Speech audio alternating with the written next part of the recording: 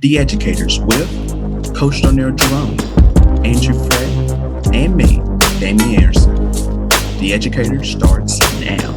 So let's hop right in, you guys, to today's episode, shall we?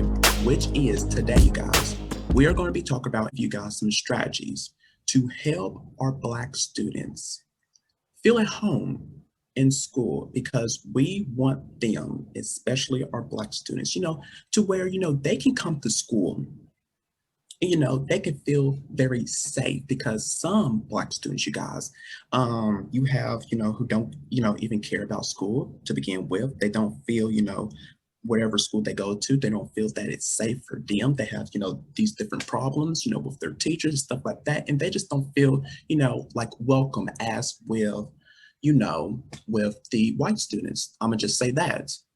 And we have to, you guys, before we dive into this, we have to let them know, and I'm going to say this throughout this episode, I know it, we have to let them know that our Black students, we need to let them know that they are valued because I don't think we really, I just like to me, I'm just speaking from my behalf. When I was in school, and then probably Andrew would chime in when I finish. Back in school, you guys, to me, I didn't feel like I was, very appreciated enough or valued because here's one thing, and I did an episode of this very early on, probably it was back in season 1 of where I was talking about building relationships with your students. And at one particular time, you know how, teachers, they call out students, to answer questions or do this and that. And with me, they always like to, you guys, in my case, call on the exact same students for everything. Because you know why? And I said in that episode, because that is their favorite students. I'm going to just put it out there. I don't care what you guys say. Those are your favorite students because you always, always pick on them for everything. Right. Every single day. You don't even acknowledge the other students. I have experienced that, seriously. And I'd be like, okay, why are you? Because at first I was like, okay, they're probably, I don't know what they was doing. But then, along the line, I was like, wait a minute. This is not right at all. What about the other students? They have voices. Why not choose them? To me, that really needs to be, that is one problem that I saw back in school. And it makes, did that ever happen with you, Andrew? Have you ever seen that happen? Oh, plenty of times. Plenty of times. But it's kind of like unexpected. Yeah. So it's like out of the blue. For no apparent reason. Yeah. So teachers need to stop doing that. Because it's putting them on the spot, and nobody likes putting them on the spot. So like now the teachers be surprised when they get the answer right. So situation. You guys, I just have to say that. So, you guys don't, I don't want you guys coming at me because this is my opinion. So I may not be right about it, but it's whatever. So let's get into this episode here now. Especially this episode particular is for all of my white educators out there. And you guys always know what's up. Make sure you have your pen, your notebook, to jot these down, these important, facts and notes that I give you guys in each episode. So let's begin with this. White teachers who take the time to know their Black students as individuals, they can foster a feeling of belonging that our students really need. Now, you guys, yes. Now, this past year, guys, back in 2020, we all know, that protest, it was calling for attention, to systematic racism and police brutality. That has no doubt that has impacted our students, our Black students. And, we started to, invite the uncomfortable conversations. We start having those types of conversations on on the experience of Black students within our, classrooms and communities. Now, many white teachers out there, you guys, they have been, examining the many ways in which they can make their classroom environment more welcoming to our Black students, and to also bring justice to the center of their work, of our work. White teachers, they can implement so many strategies to ensure that their spaces, please jot this down here, that their spaces allows our Black students to feel seen, valued, and heard.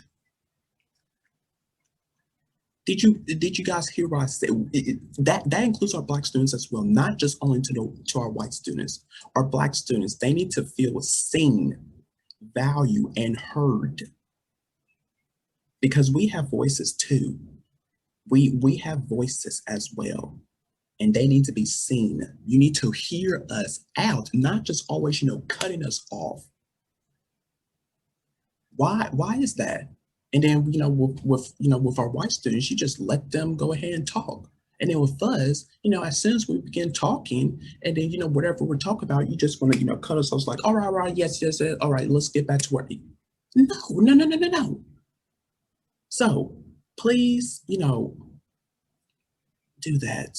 Let's dive right into, I have 5 ways that I have researched, to help our Black students feel very welcome. And then Andrew, he will probably chime in as well to give his, opinion on this, or his take of how, our Black students can feel very welcome into our classroom. So number 1 that I have researched, you guys, is, please jot this down. Feel free, to pause, this video throughout, this entire episode, so you guys can catch up on what I am saying. So number 1 is to pronounce the names of our students correctly. Pronounce the names of our students correctly. Let me. Can I say something about that? Go ahead. Before I begin. You don't have to speak on that. Let me do this one. Let me do this one. Okay. So pronounce their name correctly. Okay, that's one of the tip title. I got it from here. Pronounce their name correctly. So when I mean pronounce their name correctly, that means pronounce their name correctly. You know how many times I have mispronounced somebody's name? And I'm a substitute teacher, so you know how many times I mispronounced somebody's name? A lot. Okay. Now, when I go down wrong, if I can't, now I know the students will laugh at me, pronounce their names correctly. When you're going down wrong, try your best to pronounce their names. Like, even try your hardest. Try. Okay. Even as am I pronouncing it correctly? If not, then let the students pronounce their name correctly. So that yes. It may take you 3 to 4 tries to get it right. But let me tell you, make sure you pronounce their name correctly. It may be a weird name, but at the end of the day, you're here with your students every day. Every day. So, well, not every day, but you know what I mean. And that doesn't involve with school. That also involves with life as well. Correct. Because there are some of my coworkers that has their names are so hard to pronounce. I even have to come up to them and ask them, like, how do I pronounce your name so that I can get it correctly? So that I know next time how to pronounce their name correctly when I introduce to someone. So yeah, that's yeah. Absolutely. Yes, you guys. And then I want to leave off of this here before we move on to the second one is, it's okay, you guys, to make mistakes and shows the importance of using mistakes as learning opportunities to improve. So you guys, it is okay if of making mistakes. You guys, that is part of us. We're humans. We're all gonna make mistakes. We're not all perfect. So it's fine. Okay. You guys, like I said there, learning opportunities, they are, help to improve. So learn by your mistakes, learn by them. It is okay. Don't be ashamed if you mispronounce a student's name. It's okay. It's fine. You just, if you don't know how to pronounce it, you could just ask the student to see how to pronounce their name. I mean, it's not the end of the world. It's not going to. I'm gonna just keep it to myself because I don't want y'all to come at me. But yeah, No, no, no, it's okay. it's not It's gonna hurt fine. you. It's not gonna. No, I take it from here. It's not gonna hurt you, okay? Because, like I said before, you're gonna have some names at your coworker has a difficult name to pronounce, and it's okay if you mispronounce their names. They may look at you weird, but of course, everybody's not perfect, so we're trying to figure out how to pronounce their name correctly. Right. Exactly. Exactly, guys. So that is number one. Pronounce the names of your students correctly. Now let's move on down to number two, which is get to know the Black children in your class. So through knowing your students as individuals, you can celebrate what they bring to the classroom. Like what do they bring to the table inside your classroom? So, but also with this, you guys, be careful not to call them by the name of another Black student in the classroom. That is so very important. Please be careful with that because you know why? Many students as young as first grade, they speak to the experience of being called by the name of another Black student in the classroom. And this can be this is very harmful and traumatic.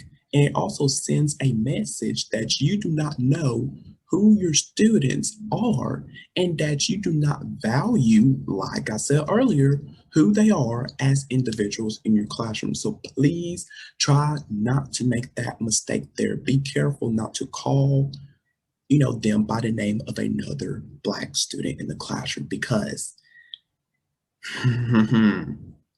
I had this happening. You guys, all Black, let me just put this out here because I don't know why some of you guys think, but we're not. All of us, you guys, we are not the same. Okay? We are not the same. I'm sick and tired of quite hearing that, while I was back in school and stuff, then, even, when I be walking around, we're all not the same, you guys. We don't have the same exact names. We don't have the same exact family, this and that. I don't know why some of you guys think of that. So please be, Andrew, you're muted. What you want to say? You're Okay, muted. let Oh, go me ahead. let me back up what you Go said. ahead. Now there are some names. Okay, there are some names that are going to be the exact same as yours. Okay, like my name, for instance. I mean, well, the name that I rather go by. Okay, is the Yeah. same as everybody else. But at the end of the day, like you said, everybody's different. I have a different last name. Now there are some rare cases where you when you have the same last name. It's rare, but just know before you introduce to them, just know I'm not related. Okay, just know that I'm not, and I'm not related.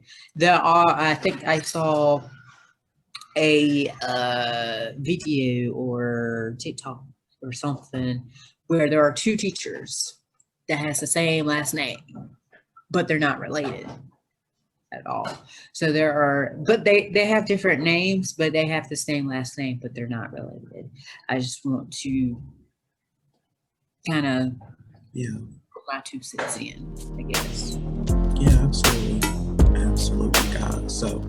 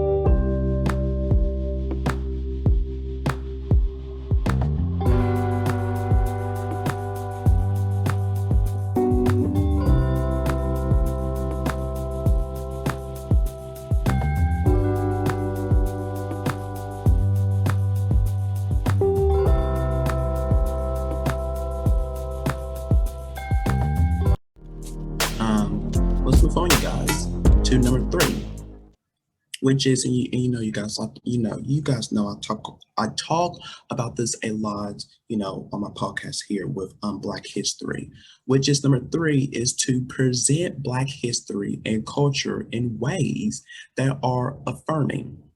Okay. Now, when you speak about the Black experience, do not start those types of conversations from a place of struggle or pain, because Black children need to see images and stories of Black joy. Yes, we do, you guys. Yes, we do, because the world is heavy enough, and their experience in school, it should be where they are affirmed and they are celebrated, from the stories that they read to the images that are placed in the classroom or, around, the school building. So that is number 3 there. All right, you guys, we're going to move right on, you guys, to number 4, which is to present diversity within our Black students, you guys, in their communities. Now, often when Blackness is shown, it prioritizes some whiteness and students, who are darker in skin color.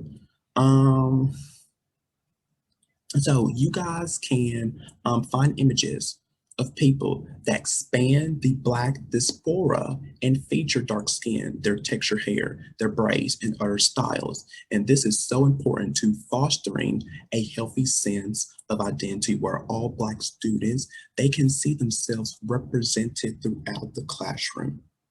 And, it cannot be toxic. And as I was reading this, you guys, I'm remembering back from when me and Andrew off of Future Educators Talk, this was our season 3 premiere, of where, and this happened back in 2020, the start of 2020, of where this Black teen, and I shared this story on here, where this Black teen from Texas, he wasn't allowed to walk at graduation because of his hair. And the school did not have no idea of his family history and all of that. They just wanted for him to cut off his dreadlocks, because to me, that probably did not, go by of what they wanted in the first place. Like, this is not allowed in our school. Okay, well, and as I explained in that episode, his hair meant something to him and his family, because it runs down from generation to generation. And all of a sudden, you guys had a problem with it. And I don't know if he had it, his entire life. Did he had it at the start of his senior year? But It's just like you guys are now realizing that, hey, he had dreadlocks, and then like this doesn't meet our standards. So, in order for you to graduate, you have to cut it off. I mean, who does that? What type of school does that to a student like that? What about other students who had dreadlocks? Because of course, I know that wherever he went to, some other students did have some dreadlocks. I can guarantee you that. But because he is black, no, that doesn't, run by us. So that's my 2 cents on there because I just still can't believe that that really happened. And so yeah, Andrew, have a take? No. All right, you guys. We are moving down to our last ways, which is do not make the Black students be spokespeople for the Black community. Now, now, when teaching to all of the students, do not single a Black student out to comment or put them on the spot to ask them their feelings and thoughts about issues affecting the Black community, like from historical events such as enslavement, Jim Crow, the Civil Rights Movement, and current events like the Crow Act, voter suppression, the murder of George Floyd, and so many other Black men, in 2020, and with Breonna Taylor, will have an impact on your Black students. And it is very important that they are not to be burdened into the classroom to offer their perspective.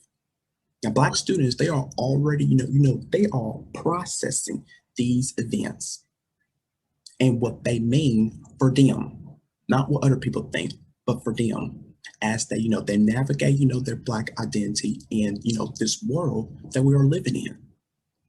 And let me hear from you, Andrew, if you have a thought on this, because I don't know why, and I have seen clips of this, and I also seen this firsthand too. Why do they always come to us for comments?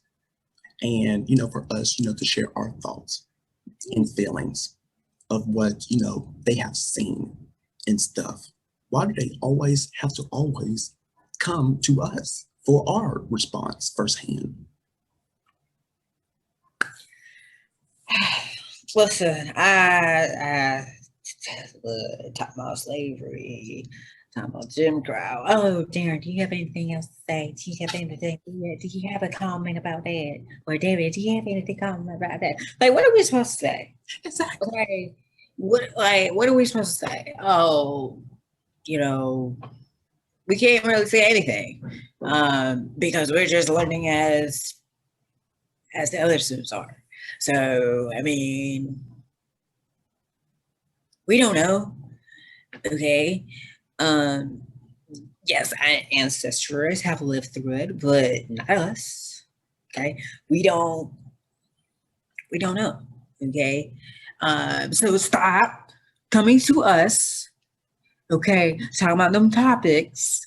I'm letting y'all know now. Stop doing that and continue with the lesson.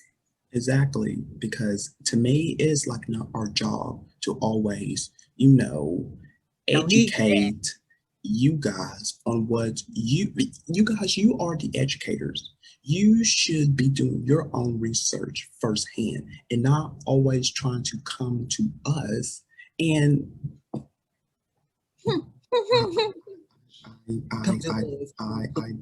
now these are to the white educators. Resource before you teach the lesson anyway, anyhow.